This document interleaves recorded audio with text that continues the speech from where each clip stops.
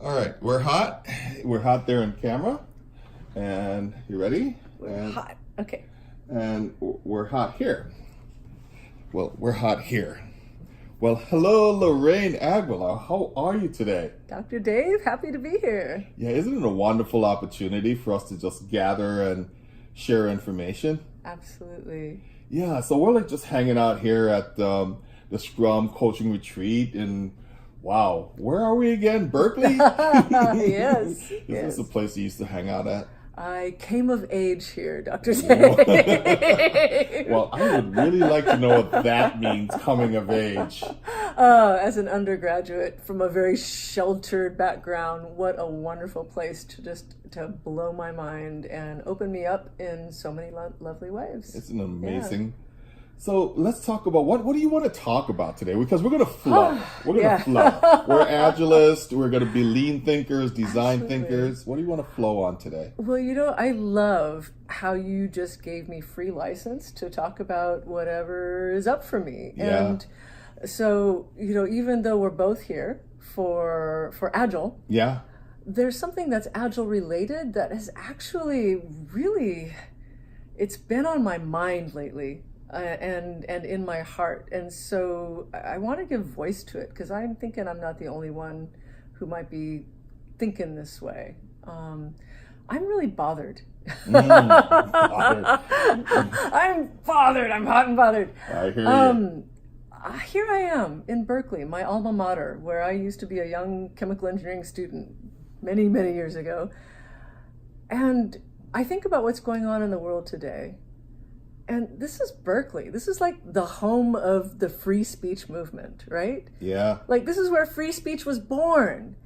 And what's going on in the world today that's bumming me out in this beautiful place of Berkeley that I love so much, even though I don't agree with certain politics, it's not safe for someone to wear a MAGA hat here on Berkeley campus. MAGA. And even though What is MAGA anyway? As you Make America Great Again. There you go. And even though I did not vote for Trump, Yeah. I would like to live in a world where it's safe to talk about who you represent, who you vote for and why. Even if I disagree with you, even if I don't like you, Yeah. I would like a world that's safe enough for us all to express ourselves in ways that don't create harm and don't generate harm. So you're talking about free speech with safety. Well, it's more than that. If I were to give this podcast a title, Yeah. I'd like to thank Alicia McLean for this inspiration. We had a lovely conversation earlier, the Agile coach in San Diego. The title would be, How Do We Go High Without Going Weak? I love that. That is such a great topic. How do we go high without going weak? Yeah. Explain more. Tell me more. Okay, so, what's bothering me is so much more than just Berkeley. It's the world. One thing I love about what's going on right now is that we're all kind of waking up. We're all getting woke, so to speak. Yeah. And it's about time, and we've got a long way to go still. Mm-hmm. So that's something I'm happy about. What I'm not happy about and what deeply disturbs me is how we're going about doing it. And what's happening is, in the name of justice, in the name of beautiful, precious social justice that is so overdue on so many fronts, the way we're going about it is we're calling people out. And when we call people out, we punish and we isolate. And so I don't see that as solving any problems. We might protect people, we might send a message, we might actually get the kind of changes that we want, but the offenders that we are creating to be outcasts, I don't think that's transforming them. I think it's actually maybe even hardening people. So give me an example. Sure. Let's talk about an example so that people can really connect with. Absolutely. So, a couple things come to mind. I'll give you sort of both a liberal and a conservative example. This is just my dinner conversation tonight, talking about what's going on in the world. So, here's one. Megyn Kelly, the NBC, the anchor. Anchor, right? Yeah. my understanding, and forgive me if I don't have all the details right, but I believe her show was canceled for making a blackface comment. Okay. So do I support blackface comments? Absolutely not, right? Right. Do I think that she should be held accountable for making a statement that is not just charged, but has it's related to a lot of harmful stuff in this world, and someone in her position should know better. Do I think she should be held accountable for that? Absolutely. However, the way it happened, if I had a magic wand, I would do it differently. Right. So instead of, and this isn't just these examples, this is, I think, our larger culture in the United States, is when harm is done, when a crime has been committed or someone has committed something harmful, we punish and we isolate versus doing something that's called more restorative practices. So, I mean, if I were queen of the world, instead of canceling Megan's show, shaming her and making her an outcast, which will probably give her every reason to be even more pissed off and hardened and, those damn liberals, whatever. I would love to say, Megan, maybe that was a thoughtless comment on your part. I don't know your intention. I don't know how ignorant versus, you are. I don't know that. However, if you want your show back, here's the deal. Why don't you spend a year working with the Southern Poverty Law Center or the NAACP, or do something where you're working really closely with African Americans dealing with the stuff that they have to deal with every day. And they get to determine after a year whether you're ready to take your job back. Yeah. With new eyes and a new heart. Well, not a new heart, a more open heart. Yeah. And more informed heart. So let me ask you the other side of that. Oh, yeah. I have to, it's not one way. No, it's not one-way conversation. Well, now, let's take, for example, someone who has committed a crime, right? Oh, good point. Now, would they still get the same benefits of the doubt as Megyn Kelly did? Yeah. Because you know what happens in inner cities where you have many people who are like, three strikes and you're done, right? So how would we apply the same principles? Because we want it to be fair for everyone, right? I mean, if someone sold drugs or committed a crime, what would be the restorative justice for them? That's a great question. So I've actually thought about this, because what about a murderer or a rapist, right? Yeah. And first of all, I want to make this really clear. Even though, as you know, I'm here at this Agile, coaching retreat. Yeah. To be I'm here all about empathy, right? Yeah. That's my thing. That's how I would love to see the world, to be empathetic. But the biggest misconception that I want to just completely dispel right now, and especially in the context of your question, is that doesn't mean, just because I'm pro-empathy doesn't mean that I'm anti-accountability. So if you've created harm in this world, there needs to be justice, and you gotta make it right. Yeah. And what happens is a lot of our criminals who do genuine harm don't even get a chance to make it right. We just punish you and isolate you and lock you up. Right. What if you stole money? What if we give you a chance to work it off and pay it back? Yeah. And you can deny that choice and go to prison instead, but what if we treat you as a human first and help you understand how what you did really hurt someone?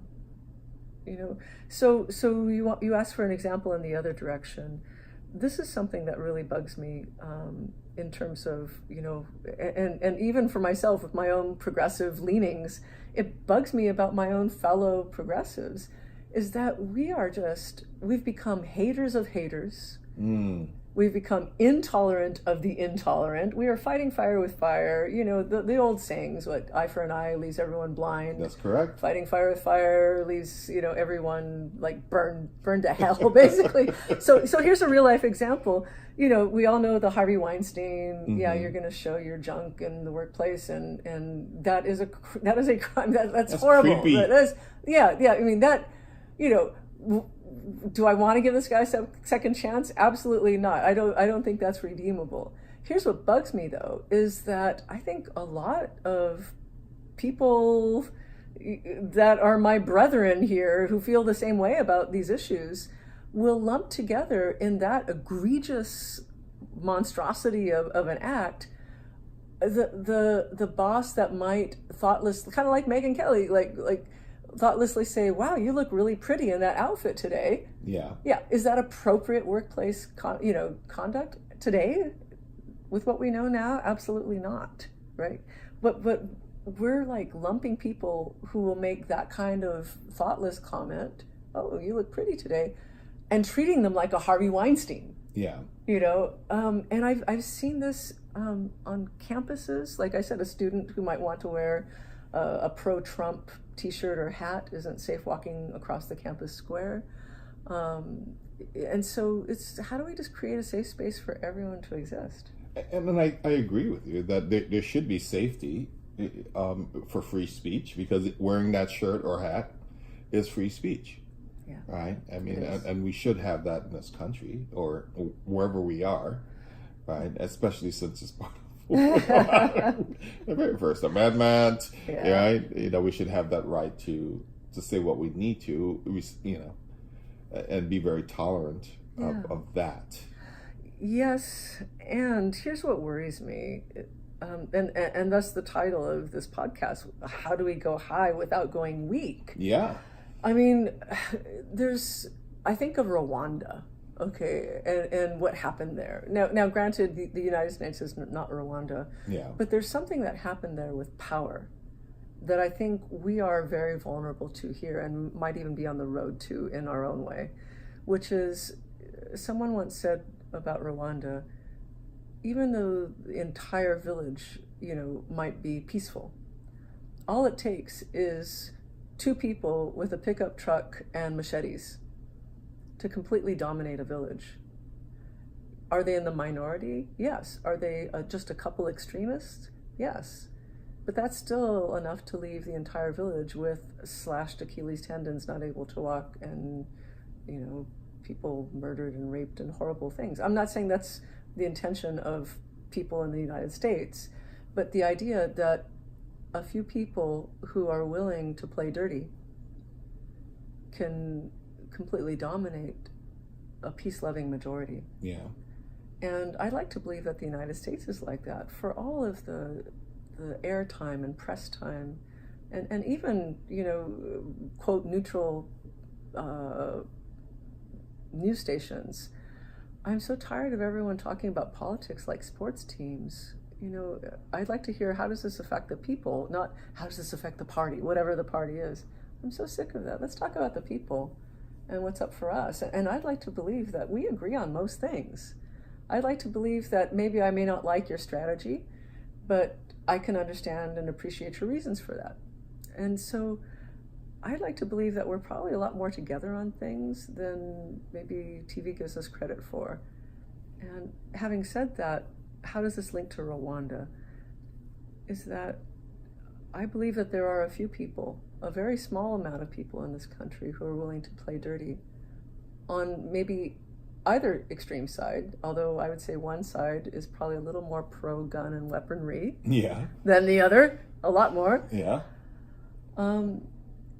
And I really, and this might seem like a far-out trajectory, but I really can see how we can get to a place of violence in this country by a few people who don't mind hurting others and playing really, really dirty and using weapons for the rest of us, left and right, who agree on probably most stuff and who want peace. So how do we go high without going weak?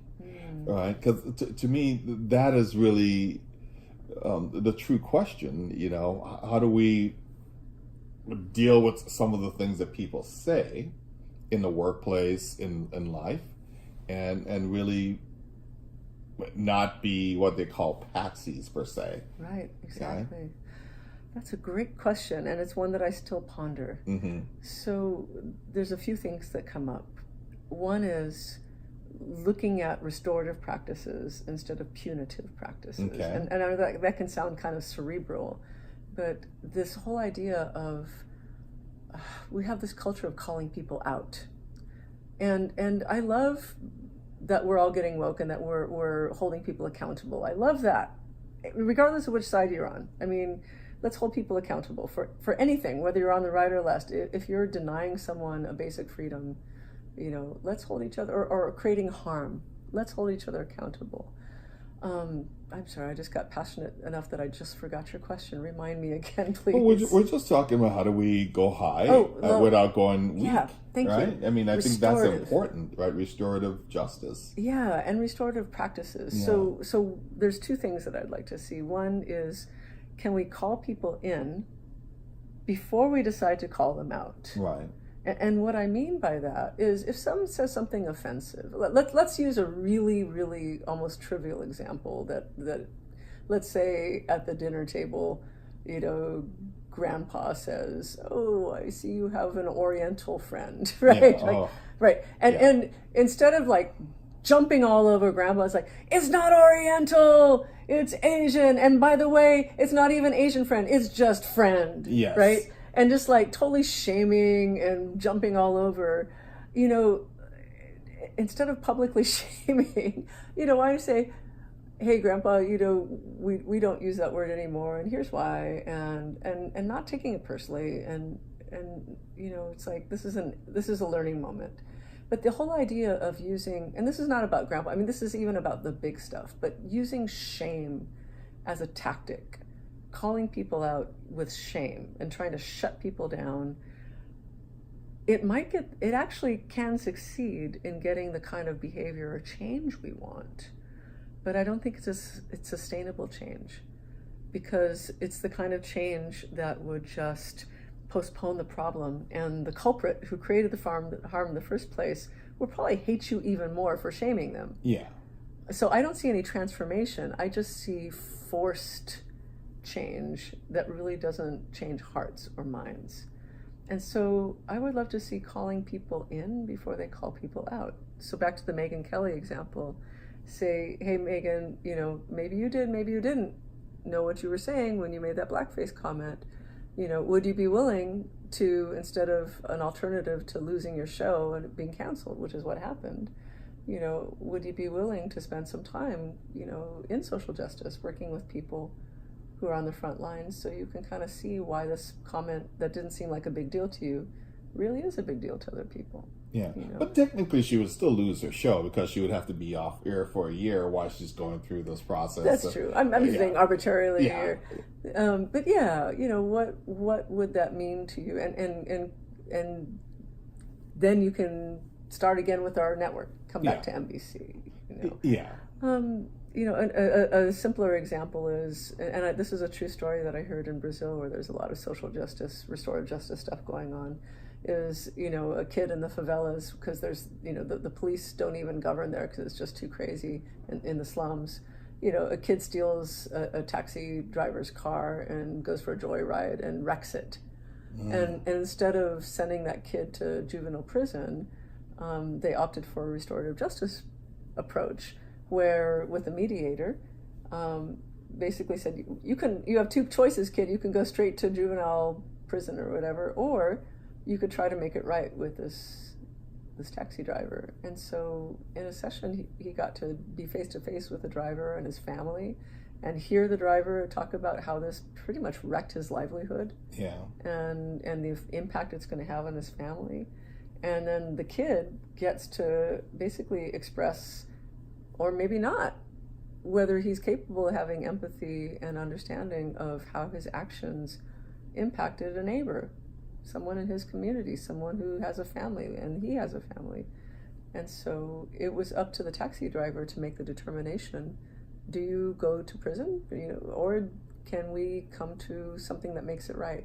Yeah. And so my understanding of this story, how it was told to me, is the kid, after really taking to heart the harm that he did, that he said, I really have almost nothing to offer you, but I'll give you everything I have, because I see how my actions took everything that you had.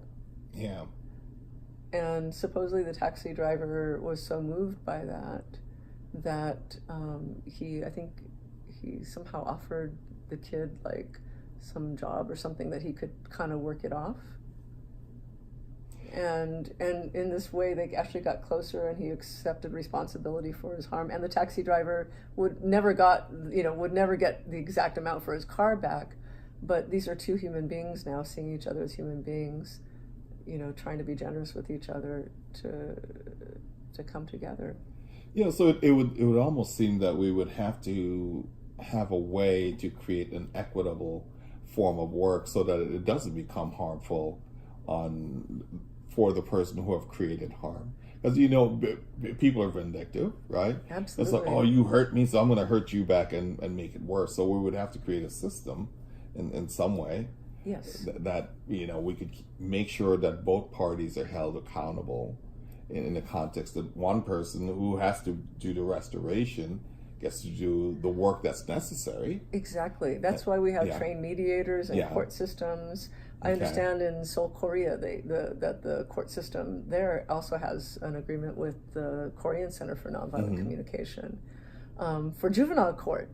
Again, to meet with kids who committed harm and meet with the people that received that harm. Yeah. And see if they could negotiate an agreement on how that kid could make it right. And if they didn't come to agreement, that kid can still go to juvie, basically. Yeah. So we need systems, we need laws and structure to support that. I don't think it's just up to us as kind of individuals or vigilantes to try to make it right. You can't do that in our neighborhoods. But would we attempt to do that in a corporate setting with HR? I mean, that's the next interesting space to move that to, right? I totally, and I've thought about this because, I've done so much work with HR, and I used to be part of HR for Southern California Edison when I ran a leadership program there. And we've all seen this, those of us who've worked for big companies.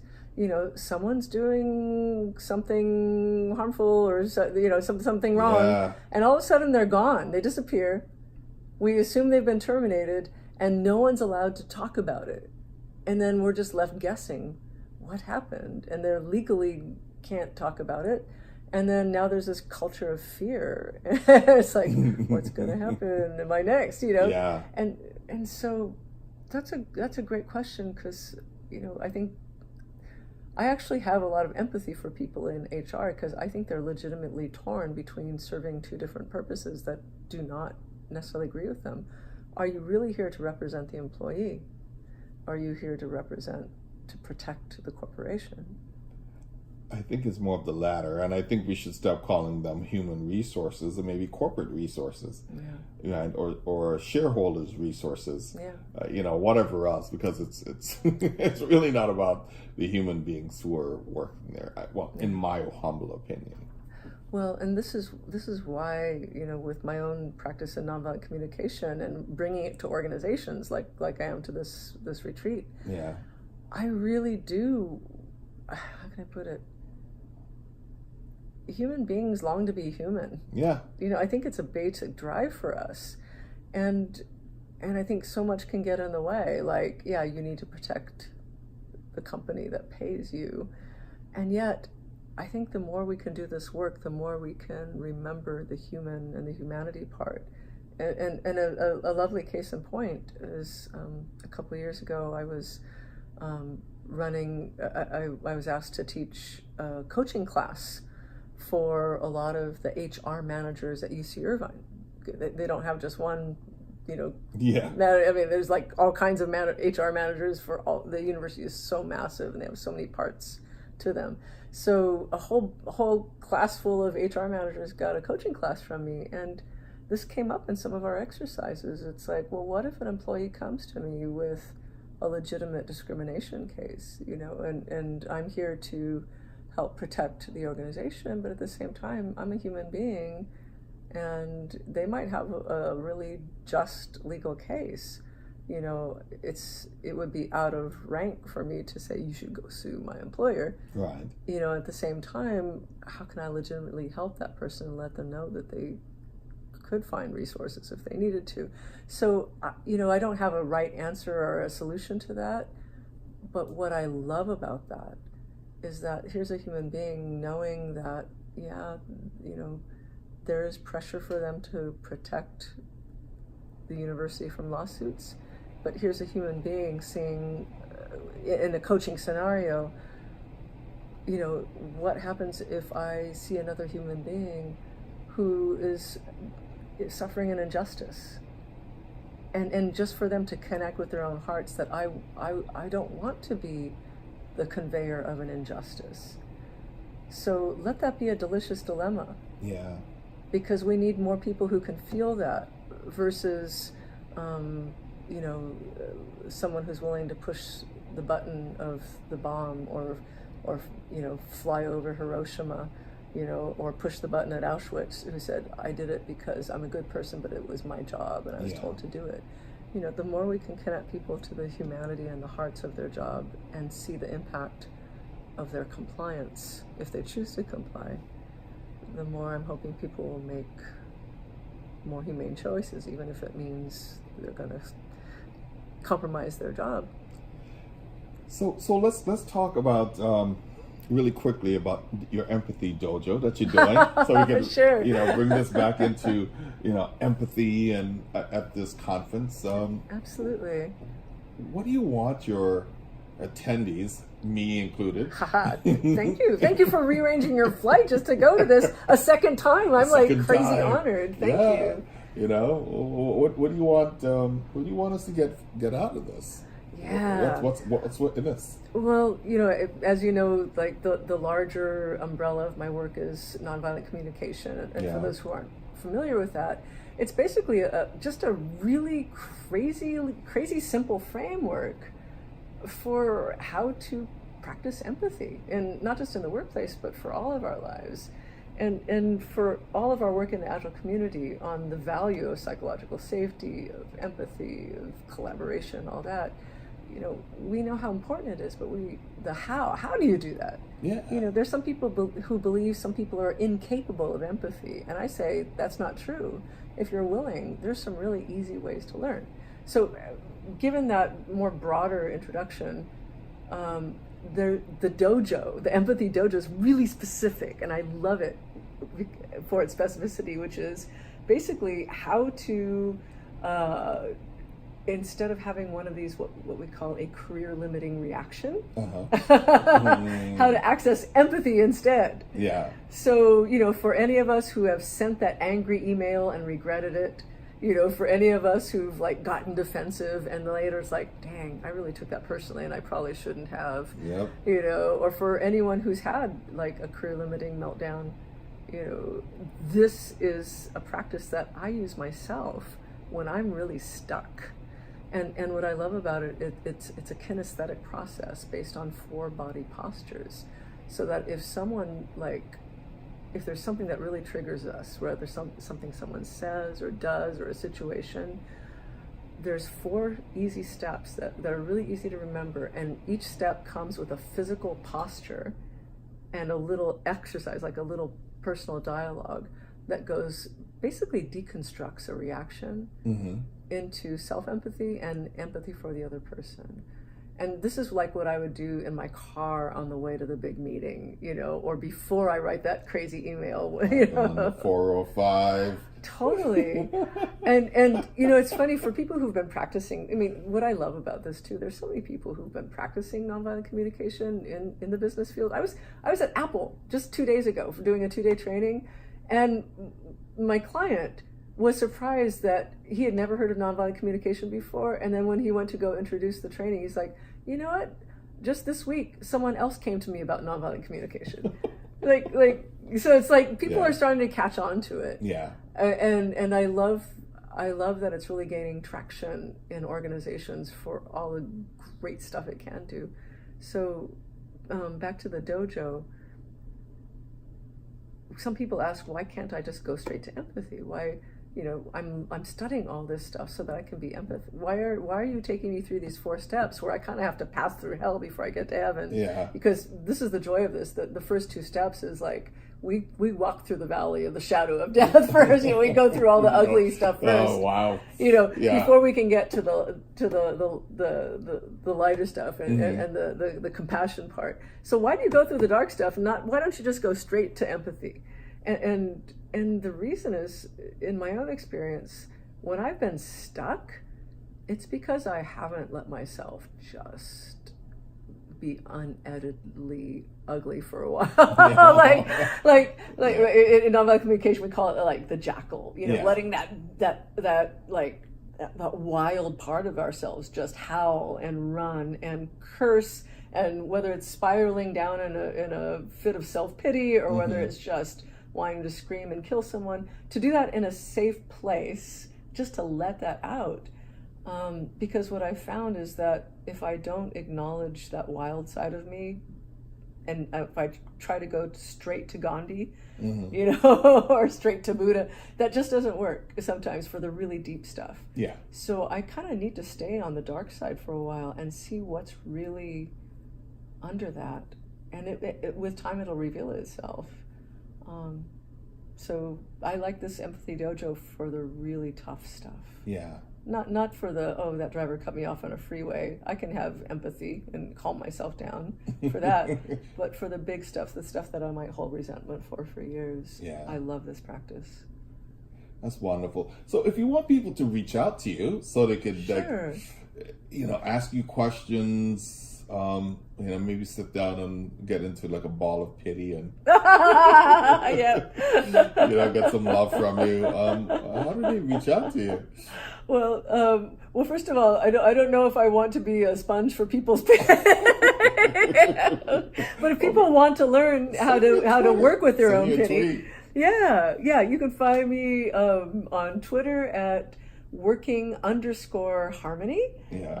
I'm also got a Facebook page and under Working Harmony, and most of my stuff is on LinkedIn, and that's under Lorraine Aguilar. And what else? Oh, I also have a webpage, a modest one, but it works. It's workingharmony.com, and if you go to my name too, LorraineAguilar.com, it'll send you to the same place. Wonderful. So great. Sweet. People could connect with you. They could get some information. Absolutely. And if they just need you to come in and just calm them down, get them off the chandelier. Come on down. Yeah, come on down. Now, or maybe I'll sing that Sia song and just jump up with them. I want to swing from the chandeliers. Anyway, that's the musician in me coming out. It's time to grab my guitar pretty soon. It's after hours. That's right. That's right. Well, thank you so much for sitting down and just sharing your thoughts about how do we get high without going weak? How do we go high without going weak? That was the Berkeley version. How do we get high without going weak? Yeah, I think that's Did what I you just said. that? Yesterday was my birthday. That's the Berkeley version. That's the Berkeley version. How do we get high without going weak? How do we go high? Let's go high. Go high. And then we'll get high without going weak. Okay, that's perfect. Dr. Dave, thank you. Oh, thank you so much, Lorraine.